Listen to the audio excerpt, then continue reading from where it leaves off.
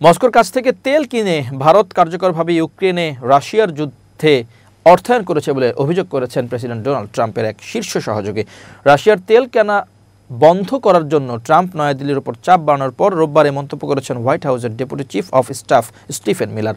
ট্রাম্পের সবচেয়ে প্রভাবশালী সহযোগীদের একজন মিলার বলেছেন, অতি পরিষ্কারভাবে তিনি যা বলেছেন তা হলো রাশিয়া থেকে তেল কিনে ভারত এই যুদ্ধে অর্থায়ন করে যা এটি গ্রহণযোগ্য নয়।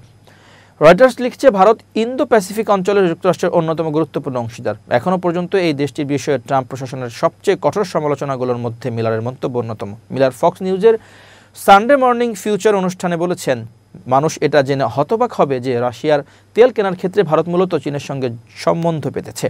মিলারের এই অভিযোগের বিষয়ে মন্তব্য জানতে চেয়ে রয়টার্সের করা অনুরোধে ওয়াশিংটনের ভারতীয় দূতাবাস তাৎক্ষণিকভাবে সাড়া দেয়নি। শনিবার ভারত সরকারের নাম প্রকাশে অনিচ্ছুক দুই শীর্ষ কর্মকর্তা রয়টার্সকে জানান, যুক্তরাষ্ট্রের হুমকি সত্ত্বেও নয়াদিল্লি মস্কো থেকে তেল কেনা অব্যাহত রাখবে।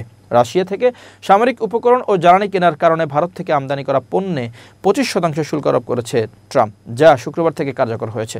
মস্কো ইউক্রেনের সঙ্গে গুরুত্বপূর্ণ একটি শান্তি চুক্তিতে না পৌঁছানো পর্যন্ত রাশিয়া থেকে তেল ক্রয় করতে থাকা দেশগুলোর থেকে যুক্তরাষ্ট্রে আমদানি করা পণ্যে 100% শুল্ক বসানোর হুমকি দিয়েছেন ট্রাম্প। ভারতের প্রধানমন্ত্রী নরেন্দ্র মোদীর সঙ্গে ট্রাম্পের সম্পর্ককে অসাধারণ বলে বর্ণনা করার পর মিলার নয়াদিল্লির সমালোচনা করেন।